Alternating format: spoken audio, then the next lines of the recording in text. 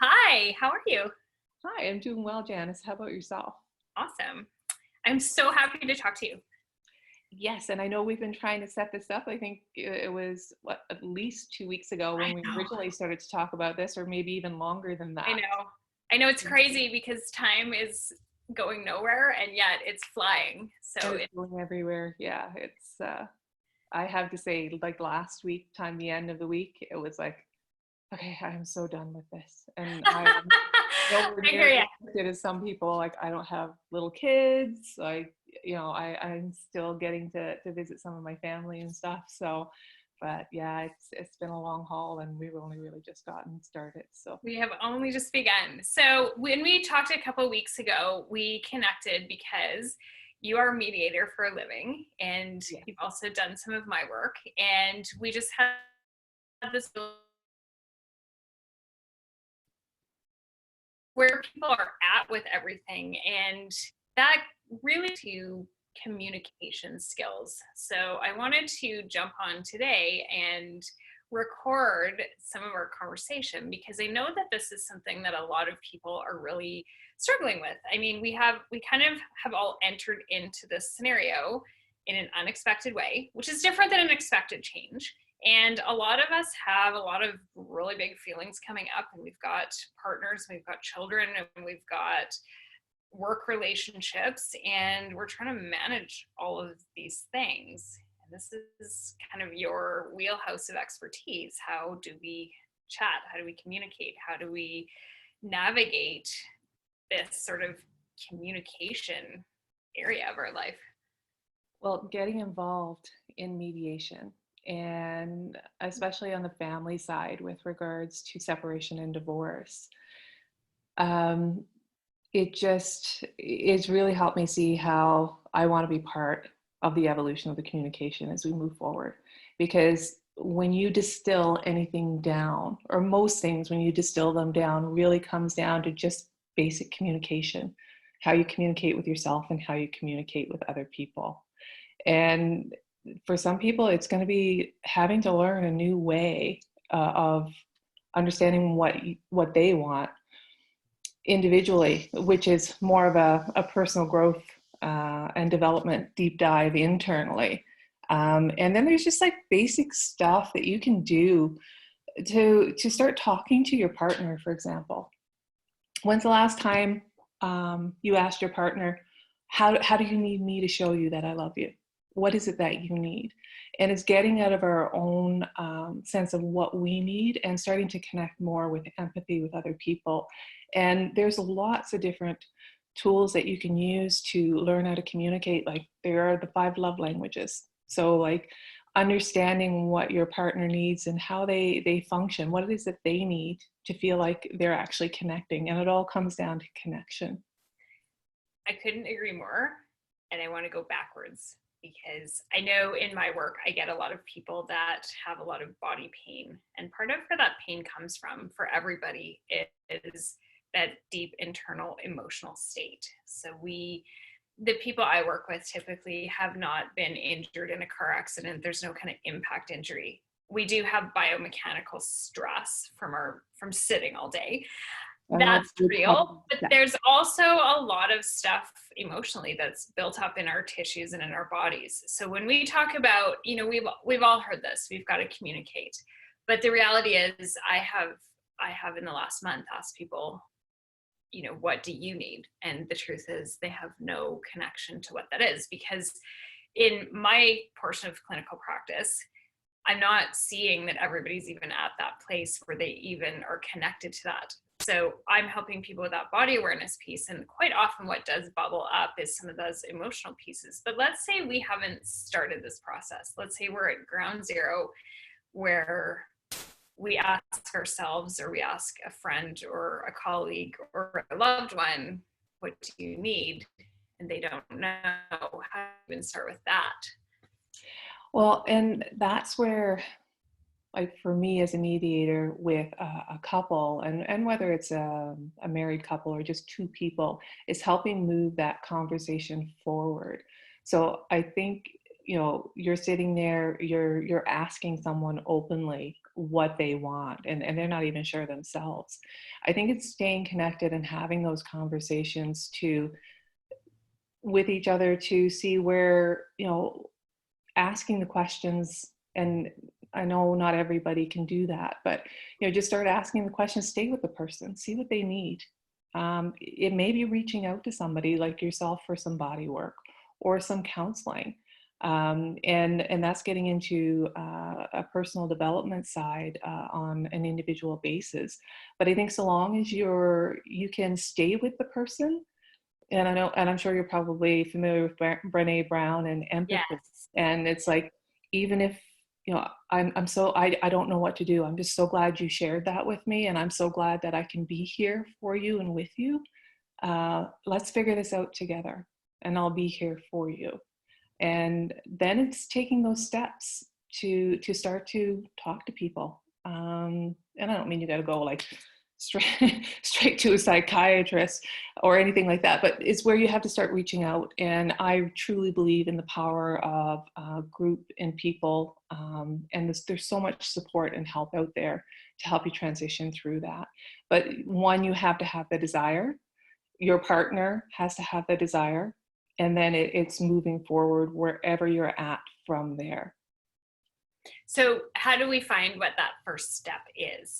I mean, you tackle a step of this piece, but how do we figure out what to do first?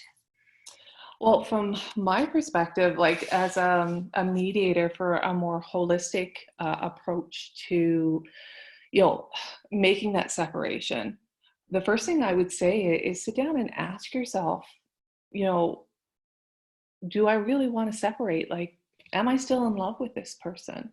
What are the benefits to staying? What are the benefits to going? Like, where are we at? Do we need counseling? Like, so there's a range of questions to ask yourself right from the beginning, if this is where you want to go. And, if you're coming from a place of distress and a high emotional content, it's really, really hard to make those decisions. So it's even just kind of getting yourself calmed down and just looking at the situation. In some cases, it's going to be a resounding hell yes. Like, Sure. so question one, don't need to go any further. And so it doesn't have to be a long, complicated process, but it's understanding yourself, what you want, and what your current situation is. So we can do three things when we're in a situation. We can either change it if that's possible. If we can't change it, we can leave it.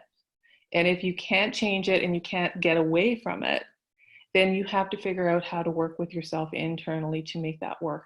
And I'm not talking about abusive relationships or anything like that, Janice. That's a whole different level, right? I'm not encouraging anybody in an abusive relationship to stay in it. But for pretty status quo and I don't know, just your general run-of-the-mill problems and issues, and not to make that sound really downplayed. But yeah. There's clinical levels, the same way that there is in my work, where if somebody needs a physiotherapist, they need a physiotherapist. That they don't need my work. We do the physiotherapist first and then come to see me. The same thing would be true for you. That is clinical levels that are different than your work. So we're talking about not downplaying it, but just recognizing who the right practitioner is for the problem at hand. Yeah, and we're in isolation, but prior to the COVID, I mean, here in the Western world, we live very isolated within ourselves and within our own family groups. And I hope what we learn from some of this with the COVID as well is community and kind of getting back to some of those pieces, because and what we're trying to do at Fresh Start Mediation is to build a community. So we're also building a referral page, so I can take somebody, transition them through the mediation and get you through to your family plan, your financials, and the pieces that you need your final agreement. But if there's somebody that, people come in at different levels. So, one person may have disconnected and, they were ready to leave 5 years ago. So they've already processed. And then you may have somebody else that this is new for them and they didn't see where this was going, and they still have all of that processing to do. So, whether it's like me referring somebody to yourself or that physical work to Right. help move some of that emotional pieces, whether it's a relationship coach, oh God, like real estate agents, like buying and selling. There's all kinds of health, whether it's mental, emotional. There are people out there that will work with you through all of those pieces. And we're trying to build a community to help support couples and families through the whole process. So they come out the back end better people with a new relationship, and also a very safe and healthy relationship and situation for the children. So like I lived my life, when I was younger, I was kind of like a lone wolf. I figured I could do it all. And we were kind of raised, if you can't figure it out, well, then, tough for you, right? So I kind of grew up with that mindset. And it's only in these past, even 10 years that I realized how important community and social is in trying to work through our different pieces. And having that safe, supportive environment that you can actually start to unpack some of this stuff is fabulous. So there's so much help out there for people. If and I had to get past myself and my own mindset to start to realize just how important that is. So that's why I'm excited to be able to be part of being in service and supporting and helping guide people through a very emotional, traumatic experience. I mean, divorce is one of the most stressful things that you can go through. And where's your head at that point? You're not thinking process. You're not thinking what I need to do. And you're not thinking, of all of the ramifications, because that reptile brain kicks in and your front lobe kicks out. And when you're in high stress, you need somebody to hold your hand. You need somebody to help you work through this stuff. Absolutely. I have a lot of questions based on what you just said. One of them is just, we culturally are having this conversation about how much more connected and how much more unified we are, but that is not the experience that a lot of people are having. No. And so I think that there are people coming into this right now that feel more alone and more alienated. And some people are in partnerships and some people are in relationships. And so some of these feelings that may lead them to think that they want to end their relationship or get divorced have literally popped up in the last month. Yeah. So let's tackle that one first. What do we do if we are just in a scenario where we're like, whoa, I don't know if this is actually the right relationship for me, but it's really under this condition of this particular stress? So how do you know if it's just a situation or if it's actually the end of something? Yeah, it's going back and asking those questions initially for yourself, and then sitting and talking to your partner as well. And again, that's easy for me to say because if you're open to change and growth, but your partner is not, it's really difficult to have that conversation. So what we can do, for example, is we can do one-on-one coaching, aside from the mediation with a group, like with two people. If you're having trouble with your partner and you're not quite sure where to go, I'm not going to help you make the decision. You need to have decided that separation is where you're going before I step into it, because prior to that, that's some personal growth and more counseling stuff. But you can ask yourself the questions. You can try to connect and communicate with your partner. And when you've made the decision, I can do one-on-one counseling. We do a no charge 1 hour consultation. So it's not going to cost you anything just to call and have a conversation with me to say, hey, like, what is this going to look like? Like, this is where I'm at. This is what I want to do, but I'm not sure how to get there. And I'm not sure of all the legalities along the way either. Now, and I'm not a lawyer, but of course we partner with lawyers as well. So those are services. So we can help you move through those pieces. And I'm just thinking, did I actually answer that question, Janis? You did. I think you did. I got off on a bit of a tackled the executional part of that. I think there's a big part of your work is also just dealing with the underlying emotions and the things that are coming up for people. And for a lot of people, this is potentially coming from left field. And so we've got folks that obviously were sort of on that path and on that track, and now they're kind of stalled with it because the courts are closed. We're not processing divorces right now. But there's also people that maybe weren't planning to go down that path, and now they're at home, they've got children, they've got financial stress, they've got all of these things happening. And that's bringing up, quite frankly, I'm seeing it in my work, that's bringing up childhood traumas, that's bringing up kind of internal stuff that maybe as adults for the last 20 years we haven't dealt with. So I know that that's neither of our particular clinical specializations. However, we both touch on that Venn diagram where we are dealing with some of those very real issues for people. So is this the moment in life that we move ahead with that kind of decision, or do we just pause? There are folks, and I actually am one of them, who tend to be a little bit more impulsive on that sort of thing. Like, oh, I don't like this situation, I'm getting out. And I expect that in your business, you're going to see some of that happening, where 6 weeks ago, that wasn't on the plan, that wasn't part of someone's idea, but now we've got all these feelings that are sort of coming up. Short of seeing a counselor, what do we do with all that? And I'm sorry, you froze there on me, Janis. So the last part I heard was, what do you do with that?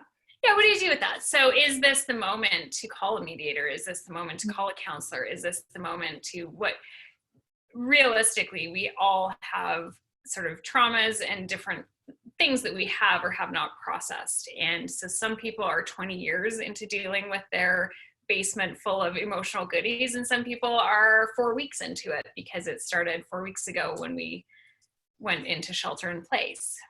And we're all at different levels for sure. Yes. And to me, like, if you can access somebody online, like right now, while you have the time and process, like for mediation and coaching, we do online now. So that's all very possible. Now for counseling and other folks, or even energetic work, spiritual work, which is all beautiful to help shift and move. Breath work is just beautiful as well. And I'm very, very familiar with breath work, Janis. But you can connect with a lot of practitioners. So I wouldn't say, the only reason I would say hold right now is if it's going to put you in an unsafe situation. But what better time to start digging into yourself than now, when we have all this time and the technology to support you while you're doing it. I mean, I'm still continuing on with my growth. I still work with, I'm working with a coach, and I do one-on-one via Zoom, and doing lots of great group stuff. And yeah, so that hasn't slowed me down. If anything, this has opened up a lot more time to do this. Now, I don't have any small kids at home. My daughter. I was going to say, that definitely depends on where you are in your life trajectory, because there's people that no longer have jobs, so that's a lot of financial stress. There's people who have small children, small being, of varying ages. There's people with newborns, there's people with 2-year-olds, there's people with multiple children. And so those things are actual time pressures as well. And that adds to the sort of pressure cooking nature of this situation for some people, right? It really does, because I'm sure there's some families that come together and are so stoked to get to spend time together and get out for hour walks, which you never get to do. And, they're just loving it. And there's some other families and people that are kind of pushed together that never spend this kind of time together. And then they start to realize, do I really know this other person? Do I really know myself? And I think it becomes priorities too, to a certain degree. So like if I had a small baby, if you're really consumed with small kids, and do you really have the headspace to even delve into that, right? So I'm thinking folks that are, and this is just my thoughts. But folks that have so much stuff going on that they can hardly breathe. I remember when my daughter was small. I mean, it was just all consuming. At that time, I wasn't really digging real deep into myself.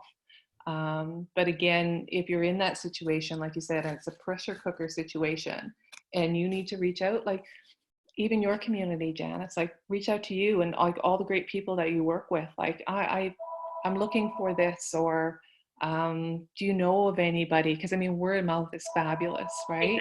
Yeah. Exactly. And that's actually why I'm doing this interview series, because I'm connected to some amazing people that I have worked with in the past, either on a personal level. You came to see me, for example, Yeah, and it you was know, great. right. And so I already have a network of people that I know who are amazing resources. And I think that a lot of people don't even know kind of where to start. When we talked a couple of weeks ago, we were talking about some really interesting scenarios that are out there right now for people. There are people who have initiated divorce proceedings and are now living in the same home. We have people that have custody scenarios that have been deeply changed by this situation. Yes. For example, if one of the parents works in a healthcare environment, we've got people that were wanting to progress with divorce scenarios that are now having to pause because the courts are literally not able to process that through, etc. So can you just tackle some of those and what some of that stuff might look like in terms of your work, and any tips that you have for people? Well, so for people that were already partway through the process, for example, that were intending, one partner was intending to move out, a lot was done, and now they get to continue living on together, even though the decisions have been made, and financial right now too is huge for so many people, with the economy being impacted the way that it is. Absolutely. Some people, it's not even an issue of sharing space and being together. It's like, where the heck are we going to get the money to do this? 100%. Yeah. Yeah. So what would I recommend to folks in that situation? Uh, yeah, that's a tough spot to be in. And again, just call. If I can't help, I can recommend somebody that can, if it's not in my forte. We do have, like, for leading difficult conversations, I can do like one-on-one coaching or couple coaching. We do relationship coaching, whether that's a priority for folks at this point. But just to get some healthy distance and just some healthy communication, so things can be managed. So really, you can just manage it until we move through this. I know that That's a great sounds. suggestion. No, that's a great suggestion. And to be very honest, whether you're in a relationship, and actually, frankly, any kind, with your children, with coworkers, with a primary partner, that is probably the most singularly helpful tip that exists. Is we have to move through it, and we have to. That doesn't mean gripping onto the side of the pool and trying, to cling for dear life, but we all have to kind of look at what tools and resources we require personally to move through this with some sense of grace and skill, right? Yeah, and use those tools, use that breath work, use that meditation. And I mean, if that's not where you're at with it, there's lots of things that you can do to create some space within yourself, and to be able to create some space with the people that you're trying to cohabitate with right now. And for folks that, like, already have parenting agreements in place, and one parent is like, I don't want my child to go there, like, they have real fears, and but you have a court order in place, but that comes back to having the conversation with the partners again. And one thing as mediators, what we do is we always question, and we help people dig down through and find out really what's underlying, what that deep need and fear is, and why that's there. And that helps people move through the conversation. Because I read on your Facebook page, with when your son, and I can't even remember what the scenario was, Janis, and you had said, like, so what do you need? Like, Yeah. what's going on for you? And I mean, what's your son, 9? He's 9. Yeah. Yeah. I mean, and it turned out, if I understand correctly from what I saw on Facebook, you actually got some really good information I did. from him on what he needed, and to help understand the situation from his perspective. I did. Yeah. They were actually items that were a tremendous surprise, because I don't remember when that was, but let's call that 2 weeks ago. So we were about 2 weeks into shelter in place, and he was very grumpy. So I have a inquiry-based, typically, approach to finding out what's underneath emotions, as opposed to trying to guess, because I have read that we're wrong about 80% of the time when we guess. And so even as his mother, I'm like, well, I don't know. So we sat at the table and I said, what's bothering you about this, and what would you like to have changed? So, for example, now I'm going to say this and sort of shatter his request, but he actually had stopped wearing clothing, and he was wearing his underwear, and it was a topic of a lot of conversation, and that was one of his requests that would make his life better. That was actually really grating on his nerves, was how often I made jokes to other people about him being in his underwear. So he said, you need to stop telling people that I'm in my underwear, because how would you like it if I told everyone that you were always in your underwear?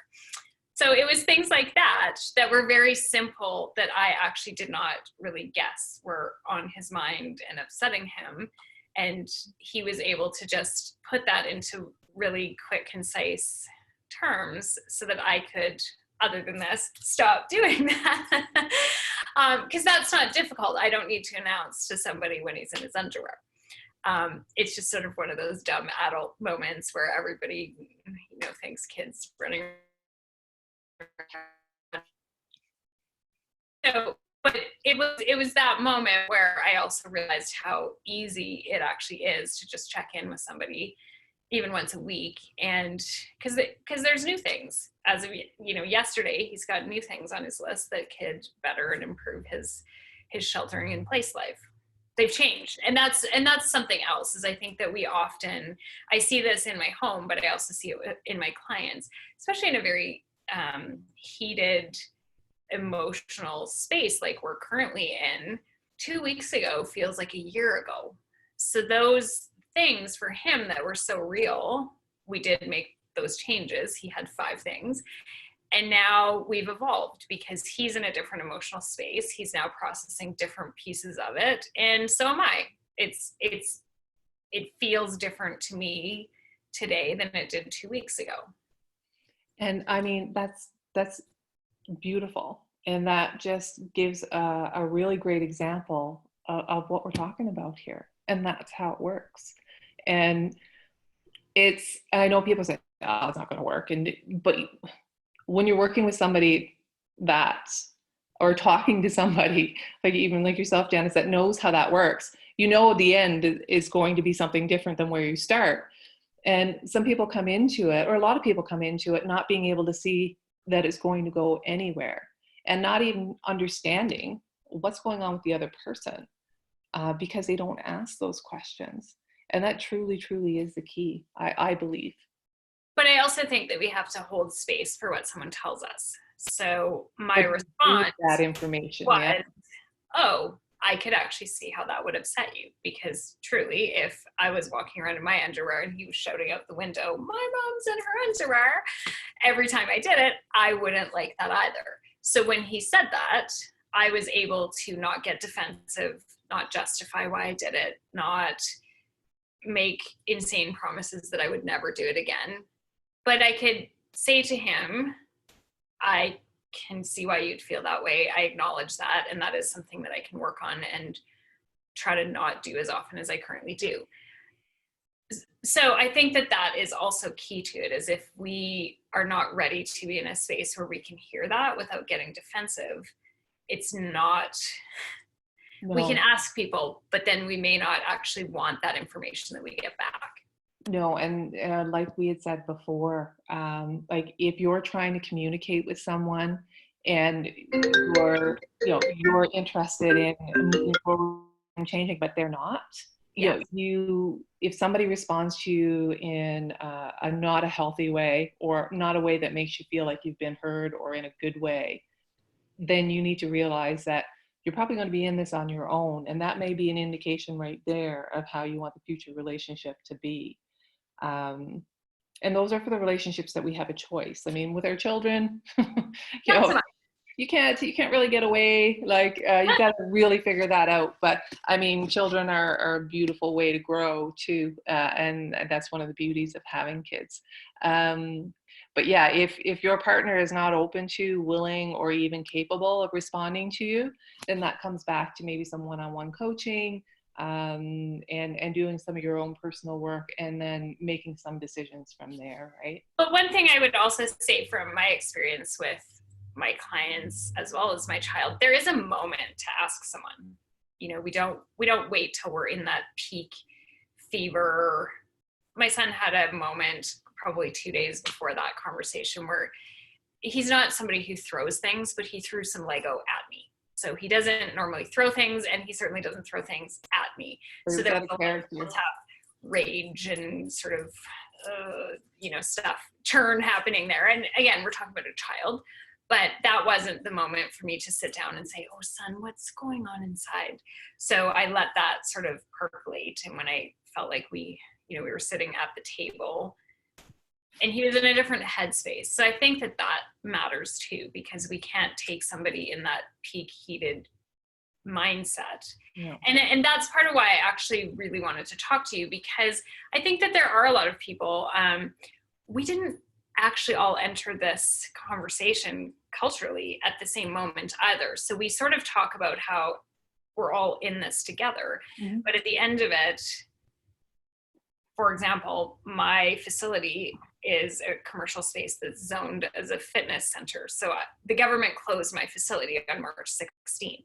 There was still people getting on planes going for spring break holiday, basically, on March 16th. So that person is going to be in a different headspace than someone like myself. So even within families, I don't know that this happened the same day for everybody. It might be spaced out 2 weeks apart, and people are taking different periods of time to process different pieces of it, and some stages and elements of that grief around that change and that loss or that fear of the future might be different for one partner versus another. Yeah, absolutely. And that's where that personal communication, and to speak to what you're talking about with regards to awareness, not only self-awareness for yourself, but the person that you're trying to talk to, help, or be in relationship with, and all that goes together, all three of those. But it's really, I mean, if you see somebody that's in talking about the reptile brain, if somebody's in a high emotional state, that is not the time to be trying to make any decisions. And if you're self-aware enough, like personally, when those emotions, because like your son, I mean, we're all human. The anger comes up, as adults, we're supposed to deal with it better, right? Sure we are. I'm sure that there's homes where there's proverbial Lego throwing also, right? It's probably not actually Lego, but that's sort of, everybody can kind of relate in the last month to having those feelings where you're just, So what do you do with that stuff? Yeah, exactly. Yeah. And that's like, so yeah, no decision can be made from the same energy that it was created in. So if you can't find a solution from anger, you can't find a solution from resentment or from sadness or a lot of emotional pain, you got to shift yourself out of that. So pause the conversation. Like, really, like, let's come back with this, or let's come back to this.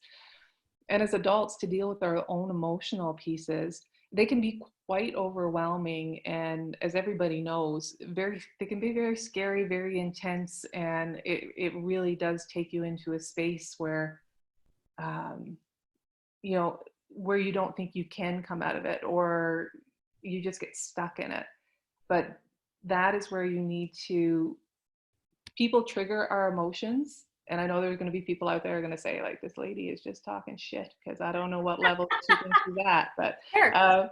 So there's very few of us that are enlightened. Let's just say that. But when, and I don't even claim to be close to that. But when it comes to emotions, like, people trigger us, but our emotions are our own to deal with. 100%. But I think that's what I love about your work, is that you are a mediator and you're professional and you're excellent at what you do, but you also have a personal holistic mindset. So there was something that you shared with me a couple of weeks ago that I just loved. and that was your ladder of 7 steps. The bottom was fitness, wasn't it? Uh, I can, and working with Megan Fetts, Fetts. There's a shout out to you, Megan. Is the lady that taught me about the different levels. So, and there's 6. I said there's 7, but there's actually 6. So I went looking. I said, you just shattered my whole worldview. Like, what am I missing? And anyway, I just got the number wrong. But the first, so there's your physical, there's your mental, there's your emotional, then there's your spiritual, energetic spiritual. Then there is your relationship and finances.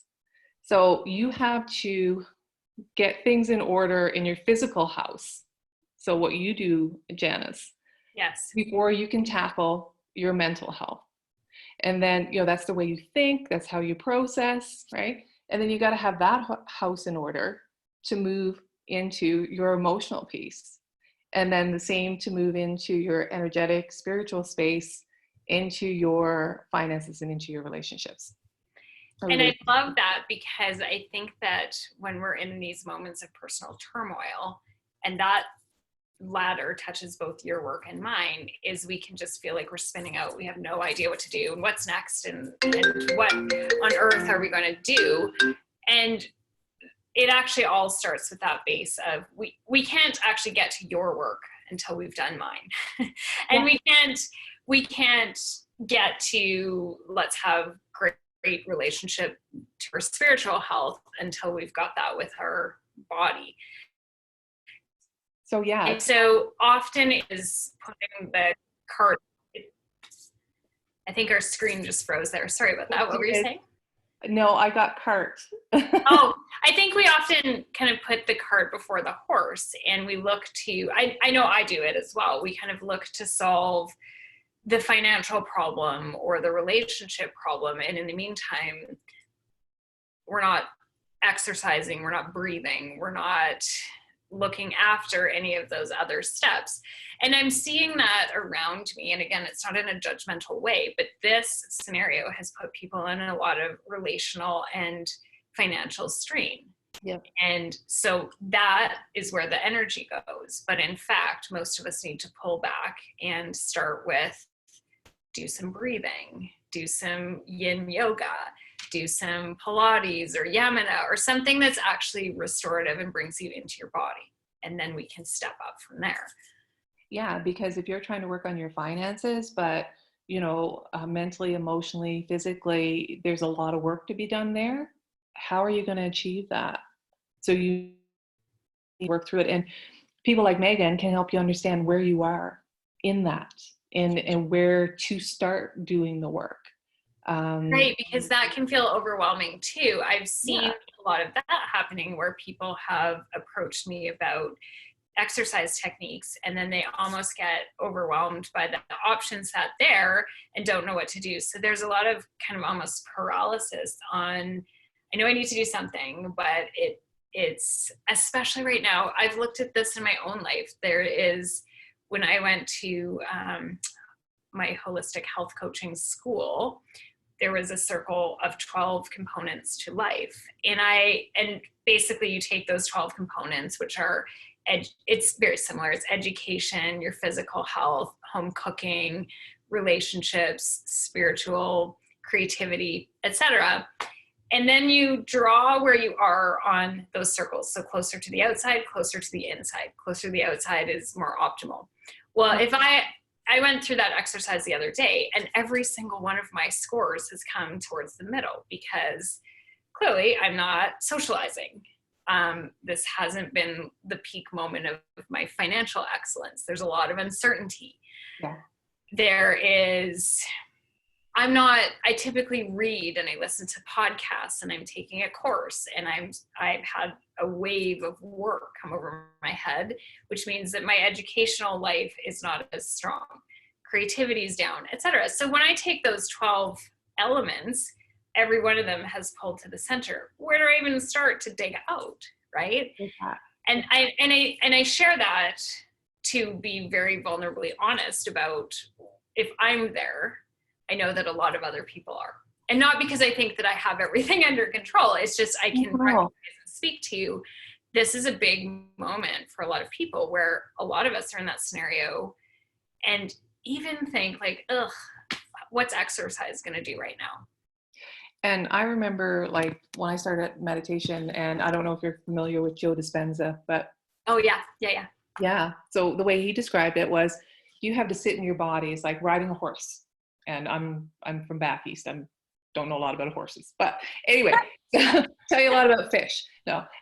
So if you're riding your horse, you have to control your horse. So like, say there's a female horse over there, and the horse that you're on keeps looking that way. You bring the horse back, you hold and you wait, and the horse will kind of like do a shiver or a shudder or a shake through their system, and then you go on. And then when he diverts again, you stop, you wait for the nervous system to process. So when I started meditating, like being in my body was very uncomfortable. It can be, yes. Yeah, like I had Joe Dispenza in my head, and it's like I'm sitting in this, right? I was the horse. Yeah, and I could be there for an hour and a half, just working those pieces. So I'm not saying any of this is easy or any of this is an overnight thing. And the deepest relationship you'll ever have is with yourself. And once you can understand the relationship with yourself, then you can start working to have healthier relationships with other people. And I work with relationships, and I truly believe it really comes down to the relationship that you have with yourself, and the ability to be able to be present for someone else. I love that. Yeah. And I think ultimately what also emerges from this, when we strip everything else about our entire planet away, because for many of us, we're within the four walls of whatever structure we live in, short of occasional trips to the grocery store, we are left with our body, and that's how we're experiencing everything. And it always was. Nothing has changed. But through our five senses is literally our physical experience of the world. We're left with food. And because we have to nourish ourselves. I mean, that's related to body, but it's different because there are people who work out or are very aware of their body, but feed themselves crap, or vice versa. Yeah. We're left with relationships. And I think that at the end of it, that's kind of all that is true and all that is left, because we're not taking those vacations, and we're not visiting cultural icons of museums, and we're not exchanging the same community in terms of friendships. So I think that this is really a strong moment for most people to look at their relationship to their body, their relationship to whoever's living in their house, and their relationships to other people, including coworkers and friends. And they're looking at how they're feeding themselves, because the world has basically shut down other than those three things. Yeah, because I think we all know like what we should be doing for our health. Like exercising, eating well, spending quality time together, spending time and growth for ourselves and the people that we love. But we're all so busy with work and everything else that. But I think this comes back to both of our work, where we basically are teaching people how to even have those conversations. Nobody taught most people the things that I teach. And those are, what sensations is your body even having? Where do you feel that in your body? What words do you put to those sensations? There's some from here up. We're so right in the Western world that we don't even connect to the wisdom in our body. Correct. So I don't think that there was anything that I really learned about that in junior high or in high school. The same thing is true of cooking. I mean, we basically have something in our culture that we either learned it from our mom and we're interested, or we didn't. And that's it. And so there's people, I saw a number recently, and there's still something like 30 to 40% of people get all their meals from restaurants right now. And I was really shocked by that. I think it's incredible that we're able to support our restaurants and our small businesses, Yeah. But that's a lot of people that actually have either no skill set, no tools, or no interest in cooking. Yeah, and it was interesting because I had a conversation. Oh my gosh, this is probably a couple years ago, and I was a little bit shocked because they didn't grow up with a mom that cooked and prepared. Like they really knew nothing about the kitchen or food or nutrition or and if you're not taught it, or when you're older, if you don't kind of clue in a little bit or realize that what you're doing is not the best for your body and start to reach out and figure out how to do it, I mean, you're doing so much damage to yourself and you don't know the difference, right? Exactly. And I find the same thing is true with exercise, and it's true with relationships. Yeah. I've invested a lot of time in learning communication skills, emotional processing skills, relational skills, but none of that is taught to us. It's No. again sort of this whatever model was in your primary family home, and then take it from there. And unfortunately, a lot of those skill sets were given to us by traumatized World War II vets who came home and had whatever relationship they did with their family, who became the baby boomers, who became our parents. That isn't necessarily the greatest educational model for how we can have healthy, nonviolent communication. And so I love that you do this for divorced couples, but I think you also just have such a wisdom about communication skills in general. So can you share with us in the last few minutes that we have kind of what your top skills that you would have to share, either to people who actually come to see you or even for people who never have to? Well, for me, it's like if you want to do the mediation part, I'll touch on we have a great process that moves people through in a really healthy way and comes out with a really sustainable agreement at the end because we dig deep enough to really understand what's going on. But for me personally, I was in my early 30s before I even knew this world existed or that there was a different world from the way that I was raised. So I've been doing this for 20 years now, and um, for me, naturally, I've always been a bridge between people for communication, where I've worked and in my own personal pieces, but or relationships. So I have a lot of integrity. I have a lot of love for people, and everybody's perception is their own and is equally valid. I mean, you can come into a mediation. I'm not asking you to agree with the other person. I'm just asking you to listen and understand where they're coming from. And your anger is your truth.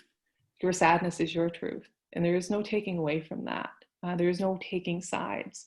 And it's just a safe, supportive environment with a lot of love and trust as for me, holding space to help guide people through. And this is not an easy process. I'm not saying this is all yeah, I think about the 1960s hippies and flowers and Bob Dylan music, you know what I mean? But it's helping people transition through those pieces in a healthy, respectful way with each other, moving. And as we dig deeper and deeper and move further and further forward, you come out a different person in the end. I love it. Thank you so much for sharing your Oh. wisdom with me and with everybody who's watching. Yeah, it's the first time I've done anything like this, Janice, and I really appreciate you putting the post out. I truly do believe in synchronicities, and I saw the post and I reached out, and for whatever benefit and whoever this is going to benefit, I'm very grateful and thankful for. Thank you so much. And I hope that we have another chance to jump on here and continue sharing this conversation. I think you just have so much wisdom and life experience and so much to share in that more holistic manner, and even just to share that this process that you take people through can have that peace and that sense of resolution, and it's not this horrible kind of stressful process. It doesn't have to be that way. And I'm not, like I said, just to stress, I'm not making promises that I'm going to make all your pain go away. I'm not either, by the way. I don't in my work either. It's the people that are willing to come together and work through this really do come out with a lot more skills at the back end. Because I mean, as you move forward, you know, your child is 5. what happens in 2 years when everything changes from the time that you made that, original agreement working with us. So how do you navigate those changes as they come up over the next 15 years or 20 years? Exactly. Right? So important. All right. Thank you. And I hope to connect with you soon. I would love to. Thank you so much for your Thank time, you. Janis, and thank you for everybody that takes the time to watch. Thank you. Okay.